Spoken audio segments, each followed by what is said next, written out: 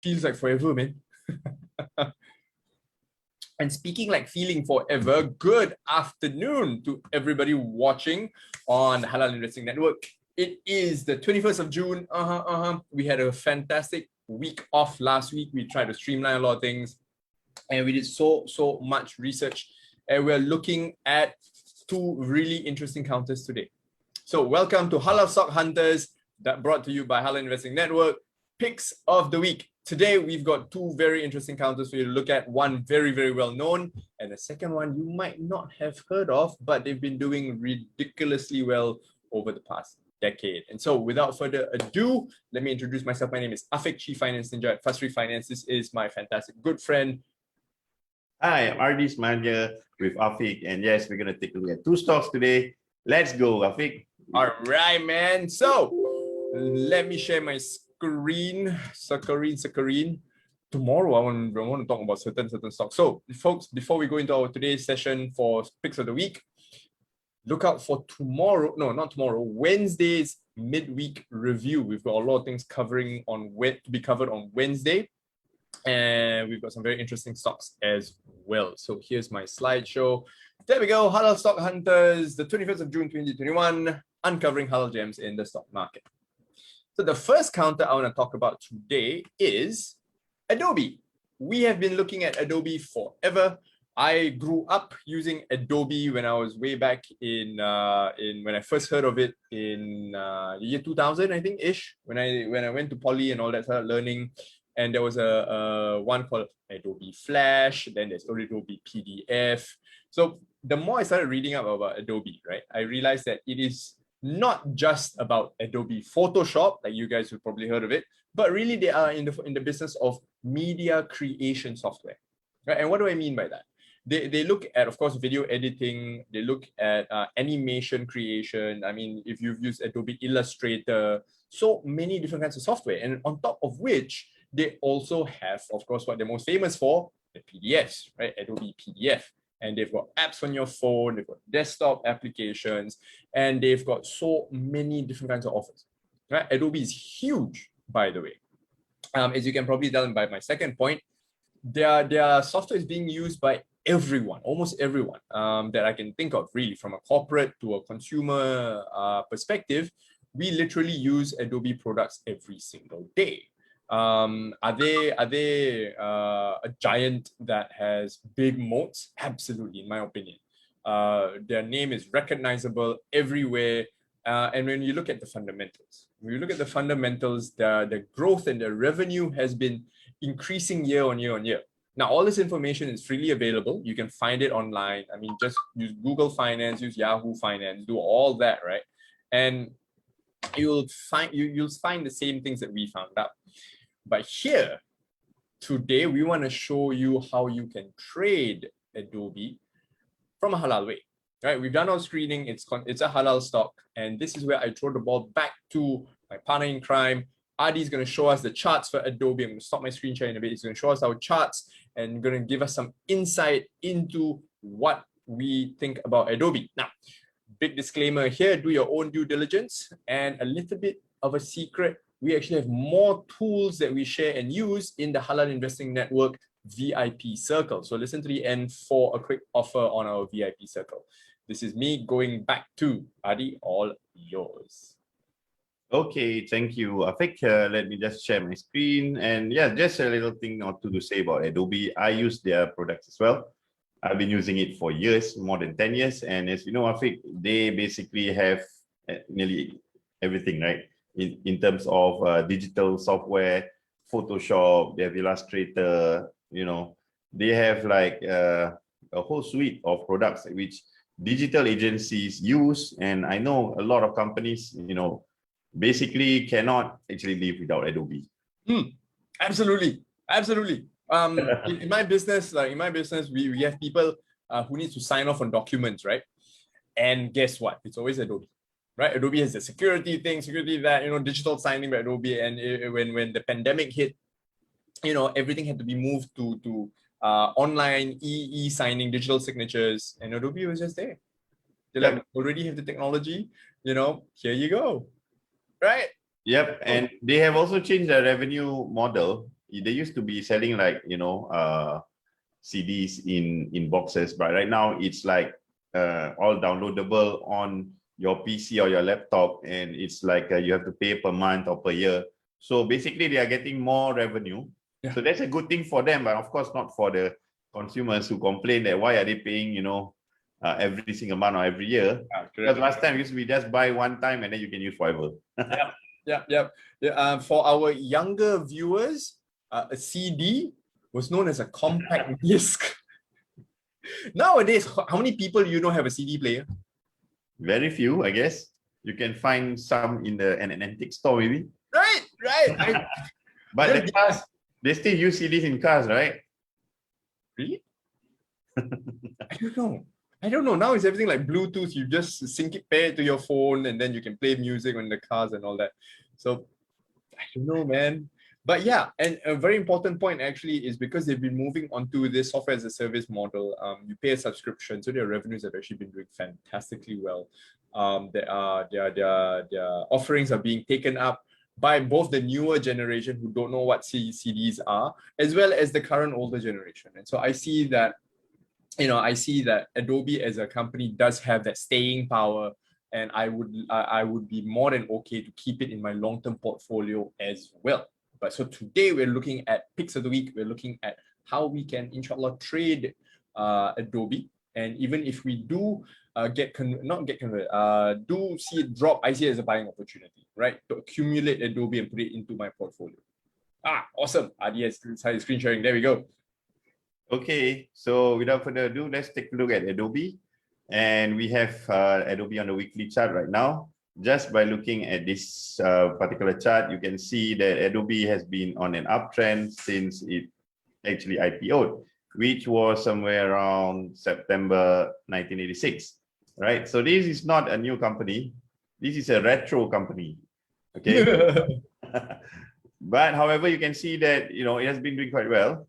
And right now, I usually like to just see how much the price was, when it first started. So you can see that it was around $1.78, around $1. Even in fact, it went below to $1 at one point of time. But and then after that, in the year 2000, basically that's the .com boom. You saw the price actually went up to about $43. And then after that, the .com crash, it went back down to about $10. Basically, it was on sale for quite some time.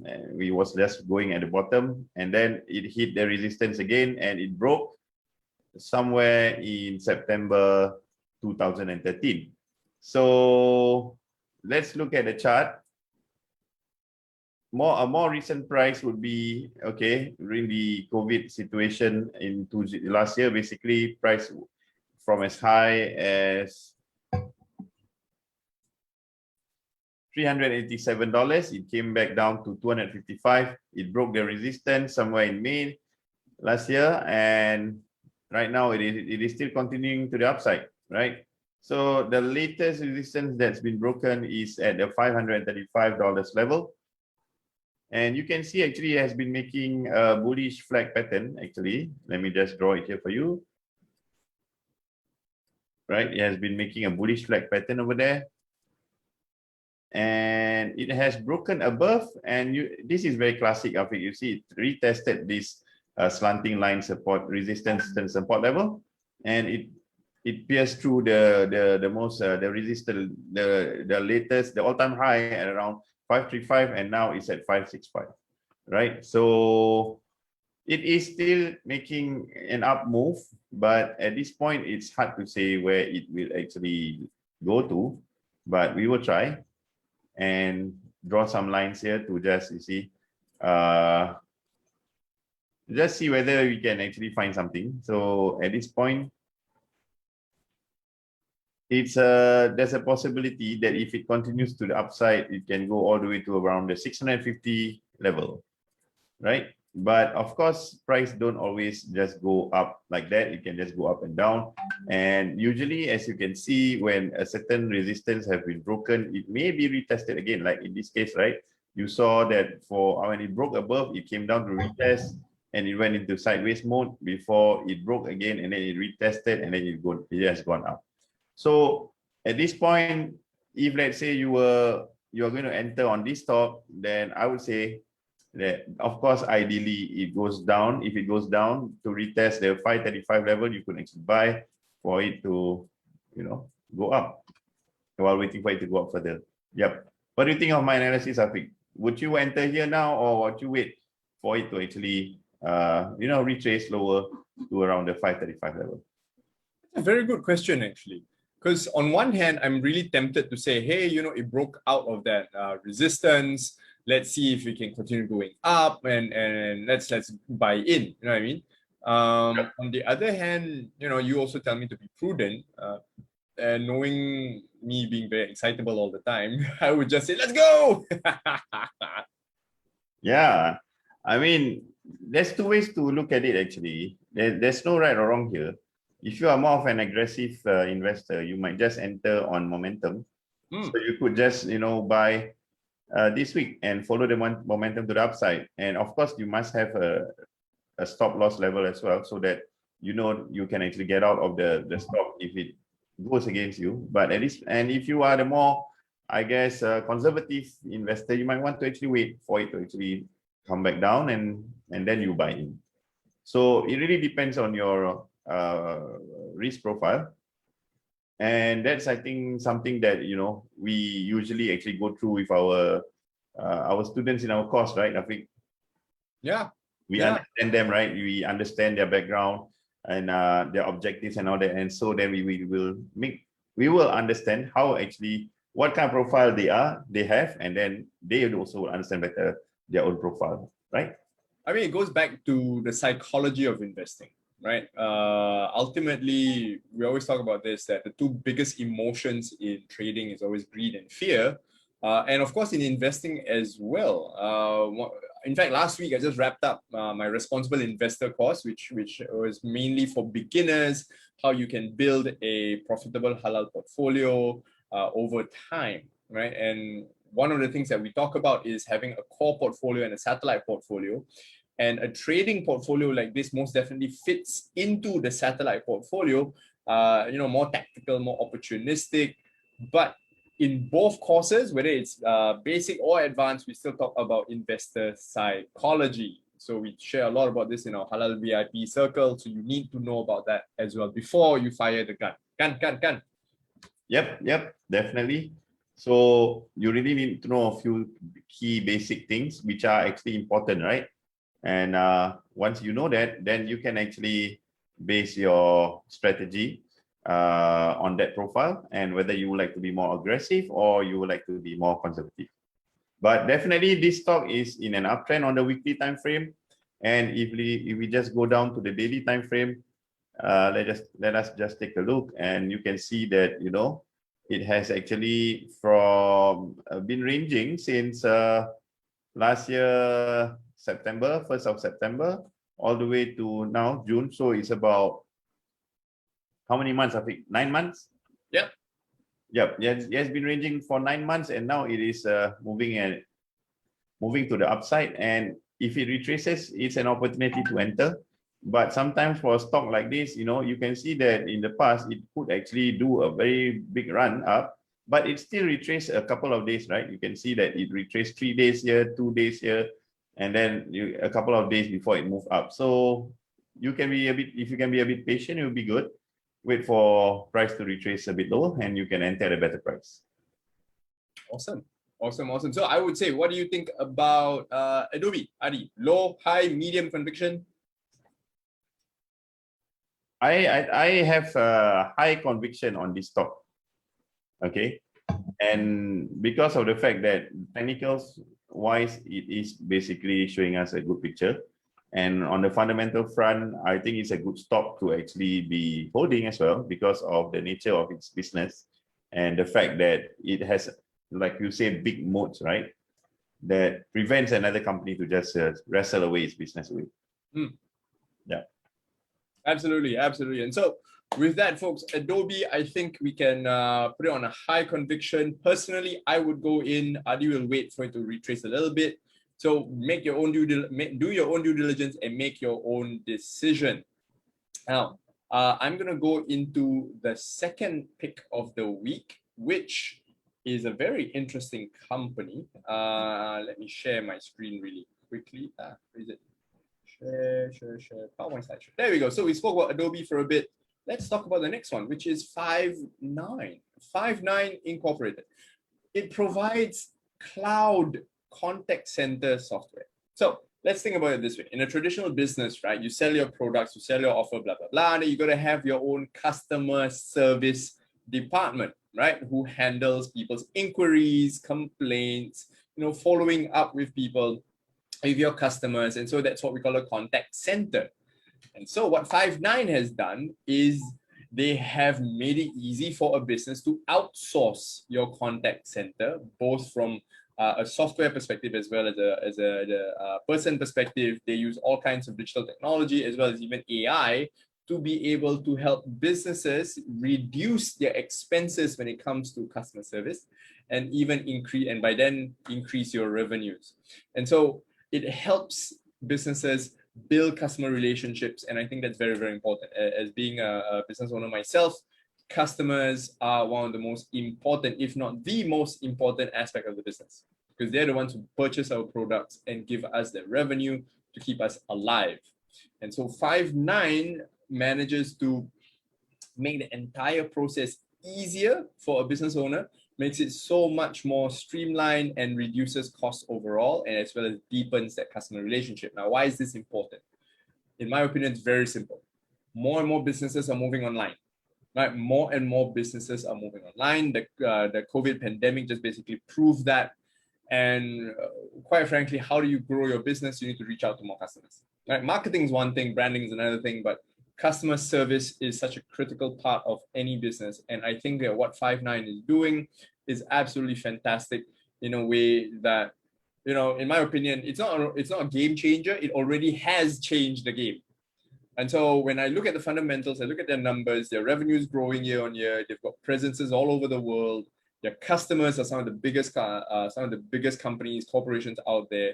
And for me personally, I think Five9 can be a good pick for a long-term portfolio as well. And whether it's good for the short term, this is where I throw it to Adi. Adi, all yours.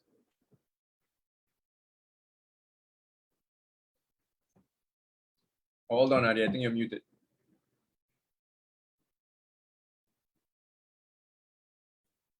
All right, so thank you. Let me just take a look at the charts again. Five9. All right, so okay, I think I got to make it quick, I think, because my electrician is here. Oh, okay. So folks, if you're watching, pay attention. We gotta run. Yeah, so I'll just make it a quick one, right?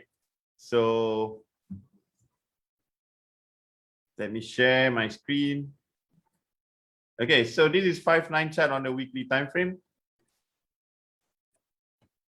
As you can see, its support is at 153, and right now it is testing the slanting resistance, all right, which is actually this area here, and I believe this is going to break. Looking at Adobe and what has happened there, I think this is going to break. I have more conviction that on this than Adobe actually in terms of the technical part. So yeah, I think if we buy here today, we could actually in the not too distant future possibly touch $200, and that is about 10%. A quick 10% actually is possible actually on this particular stock. And as you can see, if you look at all the other technology stocks, all right, they have kind of like rebounded. So, and all those stocks which used to be actually been going up for the last couple of months, like retail stocks and all that, is retracing. So there's a duality which I noticed here right now between these two industries, in that sense, two sectors. Right. That looks good, actually. If you look at these charts, I think from whatever you've taught me, if it goes back down or go into that pennant, and then we're looking for it to break out of that downward resistance, right? this is I would say, yeah, a bullish pennant. And as you can see, it is really testing this, and if it breaks above, I think you will see price definitely going higher. There's a high probability on that. And anyway, as you can see, this stock is also in an uptrend. Okay, we got to thank you, Afiq, for choosing this stock. As always, you always manage to find the gems, while I will scrutinize the gem and see whether it's good on the charts. And we will always discuss, right, Afiq, on the fundamentals of the stocks that are in a portfolio on a watch list. And yeah, that's what we do. And I hope that more will actually join us here as well as in our VIP premium membership. Of course. Absolutely, folks. If you enjoy what we're doing, if you absolutely really like what we do, share, like, comment, subscribe. Let us know how we can best help you. Let us know, because ultimately we do this just for you. If it wasn't, just for you guys, Adi and I would just be, quietly doing our own trades. Yay! But ultimately the intention, the niyat we had when we started Halal Investing Network was to help our Muslim community. I myself have been in personal finance for almost 10 years now, and the biggest issue I see actually is the lack of information, the lack of education. And so Adi and I have been doing this for a while, and we're on a quest to help our community, be profitable, but of course be halal at the same time. Because people always tell me, oh, it's so difficult to invest in a halal way. And I said, no, absolutely, that's not true. We can do it morally, ethically, sustainably, and most importantly, we do it halal. And so when it comes to our portfolio, all the stocks that we talk about, all the stocks that we bring up, I've already done our screening to make sure that it is, number one, Sharia compliant, and number two, I will always look at the fundamentals to make sure that these counters are solid companies, not something that's just going to collapse on you tomorrow. Of course, granted, please do your own due diligence. I keep repeating this. Do your own due diligence. Make sure you know what you're doing before you start investing. And what Adi mentioned is absolutely true as well. What we're sharing with you is just the tip of the iceberg. It is tiny, just a tiny, tiny tip of the iceberg. We share so much more. We, in fact, recommend you go for the courses, get your foundation built up, get everything done up right first, then join our Halal Investing Network VIP circle, get your tips in, get a community that gives you support. You meet mentors and coaches, and all for a very, very special offer for all our viewers right now. We're still having 30% off on the annual subscription. So go to halalinvestingnetwork.com, go and get the 30% off annual subscription as soon as you can. Okay, otherwise it's what, 800 US a year, right? 800 US, yep. Over 800 US a year, or $70 US a month. So folks, pick it up, okay, as soon as you can. Adi, last words before you have to electrocute your electrician. All right, thanks Afiq for actually going through what we offer in Halal Investing Network VIP program membership. And yeah, so we are getting a couple of guys who have actually signed up and have taken up the offer. So I hope that more of you out there would actually come forward as well. And we wish to welcome you into the community so that more can benefit in this quest and this journey with myself and Afiq. Woo! Here we go. So ultimately, folks, it still boils down to this. Let's help our Muslim community get rich, right? We want to be financially independent. We want to be able to support ourselves and our family. But I think most important is this: when we are wealthy, can we then benefit the community, whether it's through zakat, whether it's through sadaqah? Muslims have to be wealthy so that we can help each other. It is said in the Quran, it is better to give charity than to receive charity. The upper hand is better than the lower hand. So folks, on that note, we're going to end Halal Investing Network's hot stock picks for the week. And we're going to see you at our midweek review this coming Wednesday. So like, comment, subscribe, share all this good stuff with all your friends. Let us know how best we can do it. This is Afiq, Chief Finance Ninja at Five9. We do it just for you. And this is my good friend. I'm Ardif, the founder of ProTradersNetwork.com, and hands to the head salute. Thank you very much. All right, take care, folks. Love you. Catch you on Wednesday.